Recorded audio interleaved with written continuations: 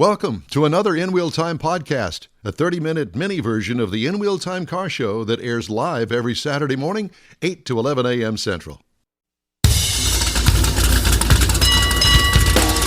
Live from Texas, USA, it's the In Wheel Time car talk show.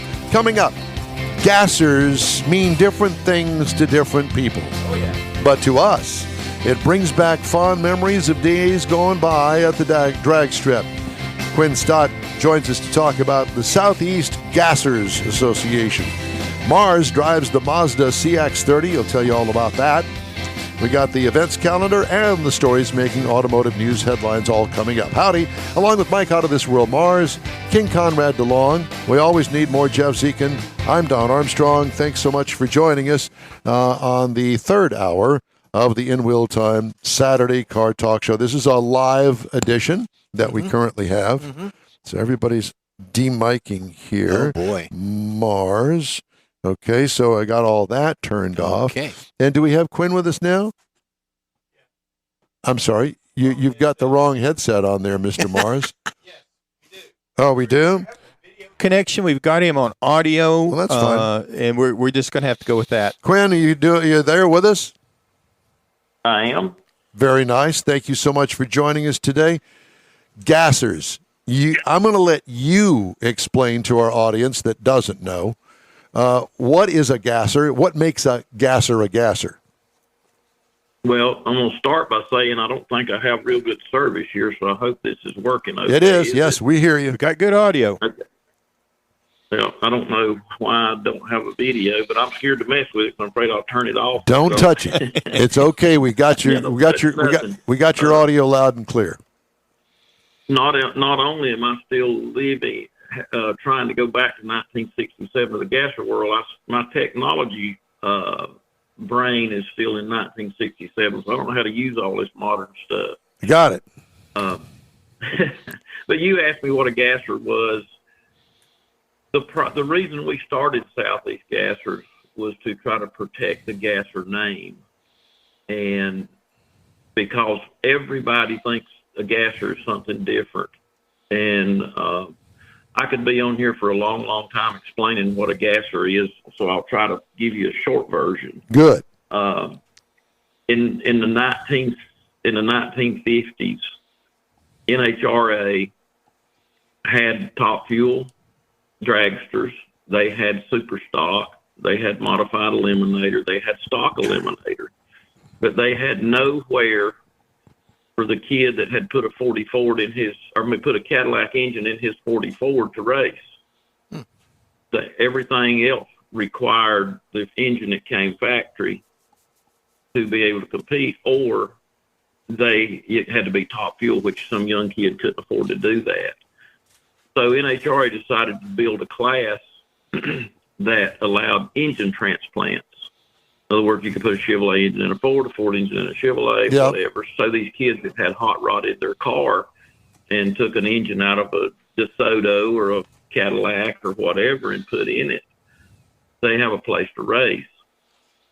So the name of the class was originally Gas Coupe and Sedan, and the key to the word there was gas.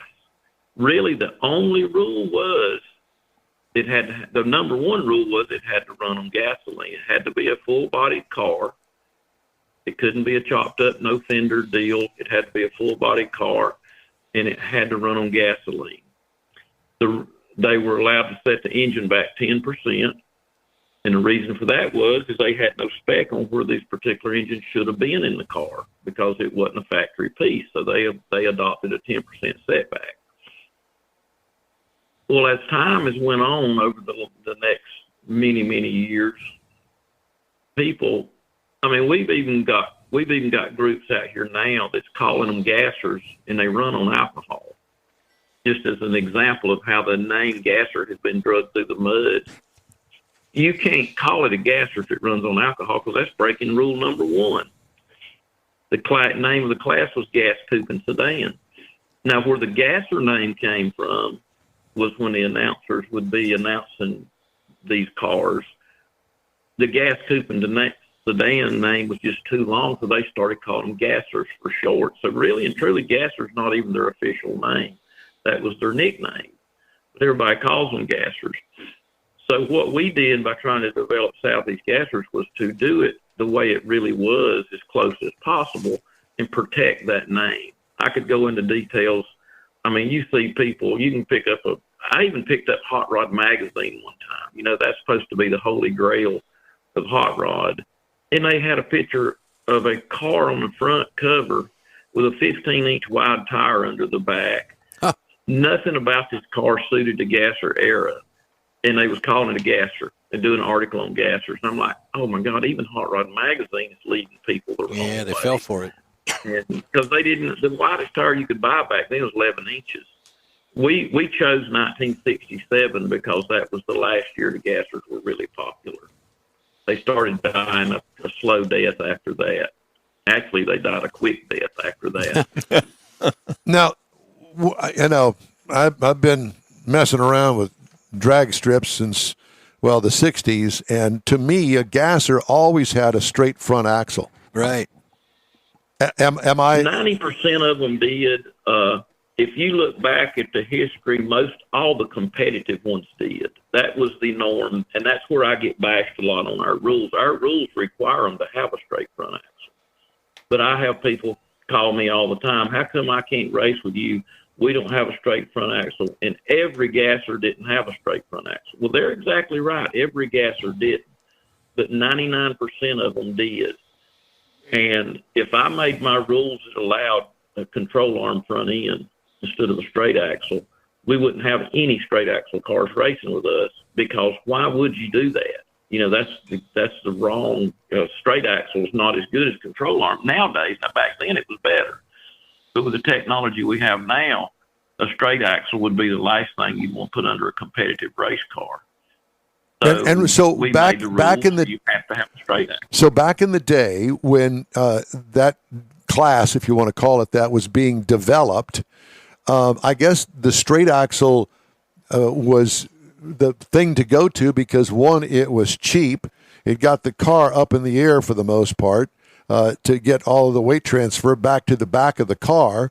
I mean, there were reasons why that they put straight axles under them. Am I correct? You're exactly right. You're exactly right. There was reasons they done it, and the straight axle was a whole lot lighter because they got to get rid of all that control arm stuff. And the original intent was those two things: to get rid of weight, get the front end of the car up where it would transfer weight better. Right. Because you got to remember, back then the racetracks were junk. They were just asphalt tracks. The tires were junk.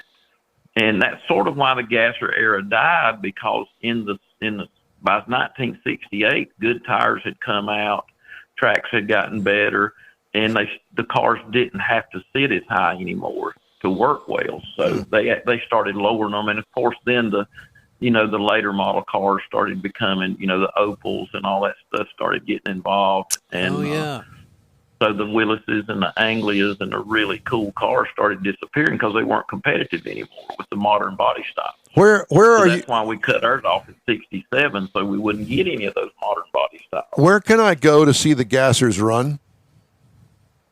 We have 10 races this year. The first one's in Reynolds, Georgia, March 25th. Then we go to Shelby, North Carolina on April the 15th. Then the next month, we're in Knoxville, North Carolina. Then we go to Knoxville, Tennessee. Then we go to Orangeburg, South Carolina. Then we go to London, Kentucky. Then we go to Xena, Ohio, which is Killcare Dragway. A lot of people remember that's a real old drag strip. Then we go back to Knoxville. Then we go to Gulfport, Mississippi.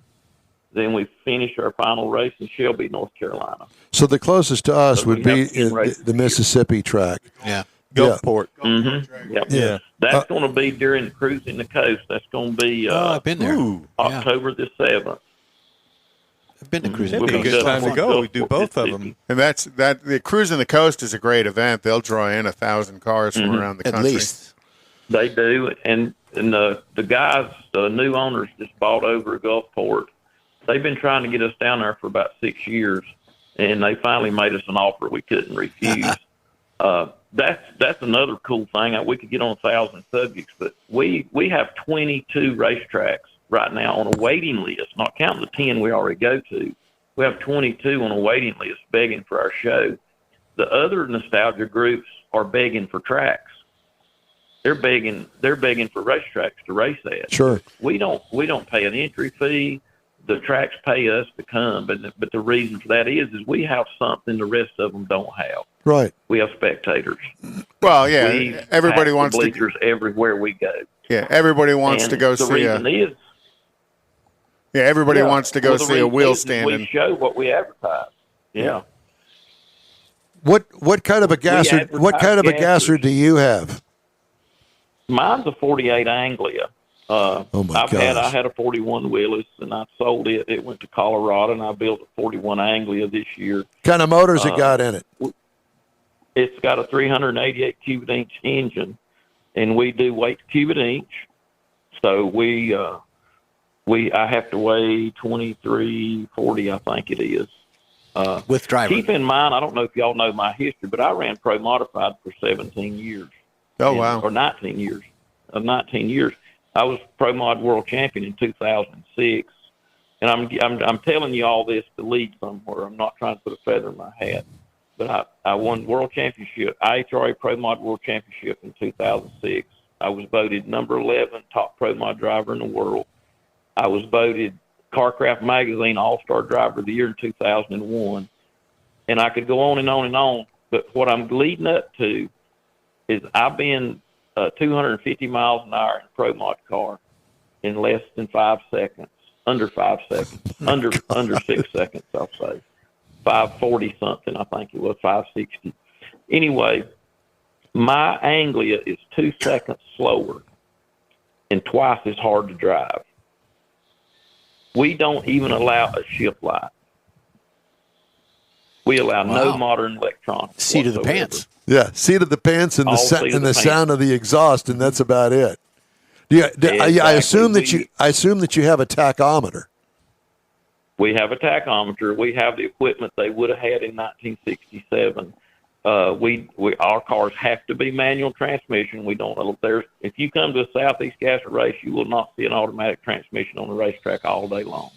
We don't even allow them in the pits. It's got to be a manual transmission.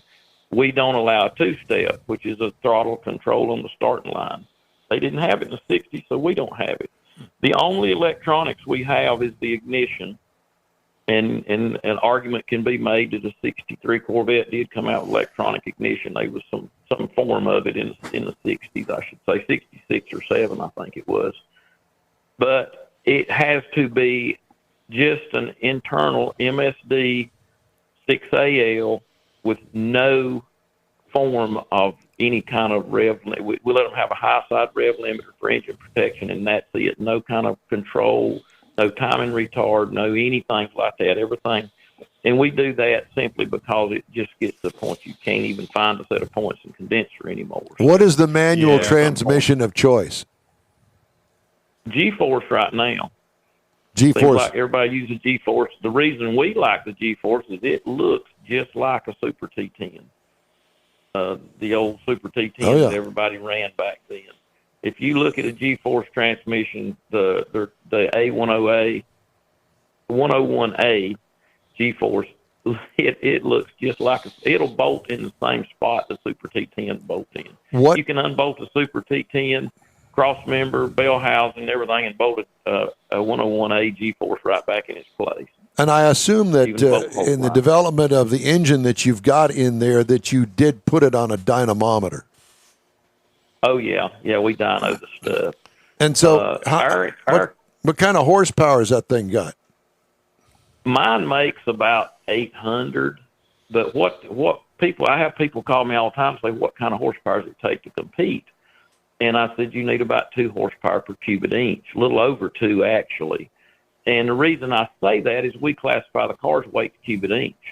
So you can build a 300-inch engine or you can build a 500-inch engine.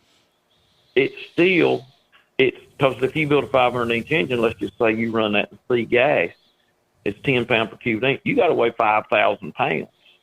You build a 300-inch engine, you only weigh 3,000 pounds. So when you sit down and do the math, it takes about a little over 2 horsepower to cubic inch to accelerate these cars. For example, the record in our C gas class is a 608. Now that's hard to believe. 608 in a 10 pound per cubic inch car with a manual transmission and all this. Just we don't even allow coilover shocks. It's got to be standard style shock. We do allow the adjustable shocks because they were out in the 60s. But we don't allow coilover. It's got to be a ladder bar. It can't be a 4-link. Obviously straight axle. And do you allow altered wheelbases? Only 1 inch. Okay. So we allow, and we do that just because guys might make a mistake building the car. Everything. So we don't allow a noticeable.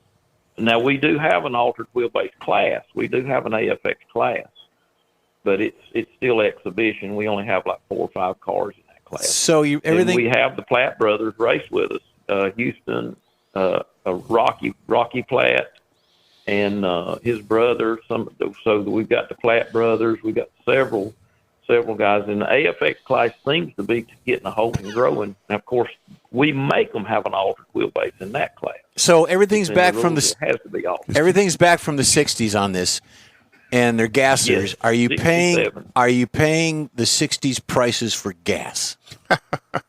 No. We're not. We're not paying 60s prices for parts. Well, come on now. Yeah. Well, I'll tell you what. We could. If we could go back in time and buy some of that gas, we could all be millionaires. Quinn, it's a true pleasure to talk to you and go down. You guys should really have at least a 30-minute special on YouTube or something about y'all's class of cars. Yep. And show a race where somebody could easily edit it, nothing fancy, and you could just do the narration yourself over it. I know that it would get lots of views. Yeah, they've got some videos on their we've got website. some videos. We've got some videos that get. We've got. I think some of our videos over 200,000 views on YouTube. That's what I'm talking about. We did live feed. We did live feed stuff for the last 3 years, but we're going to quit that. It actually tarnished our YouTube channel because they're 5 hours long. Nobody wants to watch a 5-hour-long video. So we're going to go back this year to the 1-hour videos. That's kind of like our car show here. Nobody wants to sit and be labored over this 3 hours. 3 hours of car show. That's why we busted up into podcasts. But Quinn, we could go on and on. We could talk to you all day long. It's been a pleasure talking to you. Southeast Gassers Association, and I think Conrad has got your website up on our stuff, so it's easy to find. And we hope to talk to you again soon. Good luck this season, sir. Well, guys, I've really enjoyed it, and next time we'll talk again, and we'll go over some more details. Love it. You bet. Thanks again. All right, Quinn Stott. Love those old straight axle wheel standards. I know. That was the thing you went to go watch when you went to the drag I had a races. 54 Chevrolet 3/4-ton pickup truck, and it had a straight axle in it with kingpins on either side of it. You could not destroy that thing. No. Yeah, it was built like a brick house. Yeah. Yeah. I'm a brick. I never had one House. with a straight axle under it. I always thought, we're going to build one. But there were several guys, Falcons, the early Chevy 2 Novas, 63, 64s. Yep. They were running around with them. Just like you said, get them up, get that weight back there. All right, time now for Conrad's events calendar. We got some events coming up, and car season is getting in full swing again, I'm glad to say. Well, and again, the big event is going to be Tailpipes and Tacos on April 15th at Lupi Tortillas off of Grand Parkway at Kingsland. 8 to 11. 8 to 11, and it is going to be a fundraiser for God's Garage. Tacos are free. And then just make a donation, and Lupi Tortillas will match that donation and give it to God's Garage. Well, you give the donation, you get the free taco, and then they match that Right. money. Yeah. And then I understand that there is maybe a car giveaway happening there. We'll see. Maybe. We'll see. We'll see if that all comes to fruition or not. And then Rox's Bar on the 26th of March off of Louetta Road. They're going to be doing proceeds going to the Tomball Lodge Scholarship Fund for their Hot Rod Spring show and off show. And that's championshotroddcarclub.com. The Spindletop Car Show out there near Beaumont. Well, it's Nederland. That's going to be March 26th. April 2nd is the Woodlands Coffee and Cars for a Cause off of Market Street, and that's always a big event. The Texas Pony Party 2023 is going to be at the Commemorative Air Force Wing. That's part of the pity party, but in this case is going to be the pony party. April 12th, and then April 14th is the Lone Star 40 Convention, and that's put on by the Central Texas Chevy Club, and that's going to be at the Embassy Suites. Thank you, sir. Time now for this hour's car review. Mr. Mars has the Mazda CX30. Yes, I was rather taken by this car. It's a 2023 Mazda CX30 Turbo, and we had it's actually available in several different trim packages. It's 6, and starting with a 2.5S, which they're actually going to drop this year, and it's because it's the base entry level, all the way up to the Premium Plus with all-wheel drive, which is where we were setting at. So this is it's a compact or an extra small type vehicle. They say it's set up for 5 passengers. I'm not so sure that you could put 5 people in there. 4, you could do 4. It's got a lot in common with a Mazda 3, and I think that's what really kind of tuned me into this vehicle, because they brought this out in 2020, but it's got a lot of the underpinnings with a Mazda 3 on it. It's going to have a lot of things like the auto headlights, the LED headlights up front, and the tail lights, front and rear signature lighting for the Mazda. So it's got a lot of things that kind of bring it into what you would consider maybe a nicer luxury type vehicle, but it's not really luxury. Roof rails, power rear liftgate, 18-inch alloy wheels on it. It's a nice looking small SUV, CUV actually. When you got into the interior, it came with the leather trim seats, had the heated front seats, the 60/40 folding rear seat, had the 8.8-inch center stack. It's a smaller car, so some of these things are going to be smaller. That's where you're going to find your all your convenience controls, your rear view camera, the 360-degree camera that we had on this one. And I thought it was rather interesting. It took me a minute to kind of get used to it. It has traffic sign recognition. A little stop sign would come up, and I realized what it was doing because there was a stop sign there. And I thought that was a really cool feature. I'd never seen that. Let's hope that you're watching the sign on the road as opposed to on the dashboard. Instead of waiting for it to come up on the dashboard. This car also had paddle shifters. I didn't mess with the paddle shifters. It did not feel to me like it was a paddle shifter type car. That's where I was kind of torn between, is this kind of like a little hot rod or... But you weren't confused. Hatchback? So I used it plenty of times trying to figure it out. Came with a Bose premium audio system with 12 speakers in it. Up under the hood, it had a 2.5-liter turbo with 227 horsepower, 310. So it had plenty of juice up underneath it. And again, do you want to maybe try and throw it into the curves a little bit, like a Mazda 3, baby? Or is this more like a grocery getter? I was just kind of torn in how what I really thought about the car. EPA says you should be looking for 22 in the city, Highway 30 combined for 25. I actually got 24.9 miles across the 363.6 miles that I drove this vehicle. I thought it had a great power band. The controls were easy to get to. It does have a sport mode. Couldn't tell it changed it a whole lot, but it did make some changes, but it had a nice quiet cabin. I liked driving this car. I thought it had a very nice ride. It felt comfortable to be driving it. That's why I was kind of torn between, it wasn't really a hot rod, but I liked the car to drive it. Get one for Becky? Well, I would consider that. We've got too many grandkids right now for one that size. It would have to be a little bit bigger, but the base model price for this thing is, which is the 2.5S entry level, is $24,225. Now, the base trim price for the one that we had was $35,400. Oh my God, a $10,000 bump. It's got some serious stuff on it. Now, its prices tested was $36,810. Now, if you're looking for something to compare it to, you're going to down in this category. You're looking at the Subaru Crosstrek. That starts at $24,870, the Hyundai Tucson at $26,245 starting, and even the Kia Seltos is down around $23,885 starting. So it's all in that price range with all the vehicles, but I was just I just felt very comfortable in this A car driving it. $10,000 goose. Well, A $10,000 goose on a $20,000 car, $24,000 car. I'd like to Well, see the what content- the base yeah. model really involved. I mean, we got the turbocharged engine and a lot of other things, but I'd like to see what that base was to really understand what we're stepping up to. What was worth $10,000 on that price car? Well, that's what I'm saying. I couldn't tell you. You said it wouldn't. I'm just telling you, I was very comfortable and I like driving this car. You said it wouldn't work because you have too many grandkids. Let the grandkids get their own car. Well, you have to talk to their parents. I'm not in that mode anymore. That's my review of the CX. Oh, I was waiting for it to come to a conclusion here at some point. Well, I was going to say something else to Jeff about the grandkids' cars, but I give up on that. So back to you, Don. Oh, back to me. All right. Back to you, Don. Back to me, Dawn. All right. Well, we're going to take a quick break. I did want to remind you that the In-Wheel Time Car Talk Show is available 24 hours a day, 7 days a week, if you can stand it, through the iHeartRadio app. Just look for In-Wheel Time Car Talk.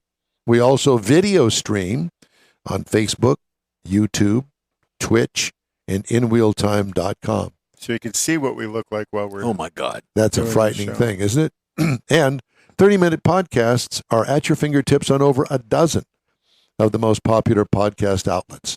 So you can listen to us driving down the road through your car. Or you can watch us driving down the road I in don't know your if car. you want to watch wanna. us driving. The In-Wheel Time Car Talk could Show be a scary continues thing. right after this quick break. Tailpipes and Tacos, Houston's premier car cruise-in returns Saturday, April 15th to the Lupi Tortilla Tex-Mex in Katy, 8 to 11 a.m.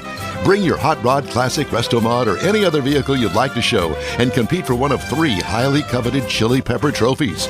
This April 15th kickoff event is one you'll want to put on your calendar because 100% of the money you donate for the free tacos will be given to God's Garage. You heard right, free tacos. Whatever you decide to give, all of it will be given to God's Garage and matched by Lupi Tortilla. God's Garage gifts vehicles to single mothers, widows, and wives of deployed military in the greater Houston area. In fact, the Garage will gift a vehicle to a mom in need at this special event. Be sure to attend the next Tailpipes and Tacos Cruise-In, Saturday, April 15th, 8 to 11 a.m. at the Lupi Tortilla Tex-Mex in Katy on the Grand Parkway at Kingsland Boulevard, just south of I-10. Free breakfast tacos for any donation to God's Garage. It'll make your heart and your belly feel good. You own a car you love. Well, why not let Gulf Coast Auto Shield protect it? Houstonian John Gray invites you to his state-of-the-art facility to introduce you to his specialist team of auto enthusiasts. We promise you'll be impressed.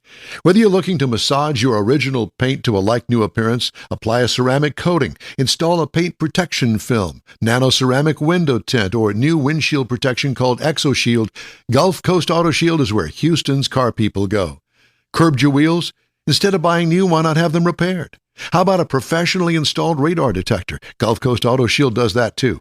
Get a peek inside the shop and look at the services offered by getting online and heading to gcautoshield.com. Better yet, stop by their facility at 11275 South Sam Houston Tollway, just south of the Southwest Freeway, and get a personal tour. Gulf Coast Auto Shield is your place to go for all things exterior. Call them today, 832-930-5655 or gcautoshield.com. The award-winning In-Wheel Time Car Talk Show is available on the most popular podcast channels out there in 30-minute episodes. We realize our 3-hour live show can be difficult to catch in its entirety, so now you can listen every day to a convenient, fresh 30-minute episode. Check us out on Apple Podcasts, Spotify, Google Podcasts, Amazon Music, and Audible, along with a dozen more. In-Wheel Time has the most informative automotive guest interviews and new car reviews, along with popular features including Conrad's Car Clinic and This Week in Auto History, along with automotive news headlines. Our live broadcast airs every Saturday, 8 to 11 Central on InWheelTime.com, the iHeart app, and on YouTube. Be sure to say hello when we're broadcasting from the Tailpipes and Tacos Cruise-In, Autorama, and the Houston Auto Show, among others. Now, it's easier than ever to hear about all things automotive all week long. You're invited to join fellow car enthusiasts in becoming part of the ever-growing In-Wheel Time Car Talk family. Don't forget those 30-minute podcast episodes on your favorite podcast channel. That's it for this podcast episode of the In-Wheel Time Car Show. I'm Don Armstrong, inviting you to join us for our live show every Saturday morning, 8 to 11 a.m. Central on Facebook, YouTube, Twitch, and our InWheelTime.com website. Podcasts are available on Apple Podcasts, Spotify, Stitcher, iHeart Podcast, Podcast Addict, TuneIn, Pandora, and Amazon Music. Keep listening, and we'll see you soon.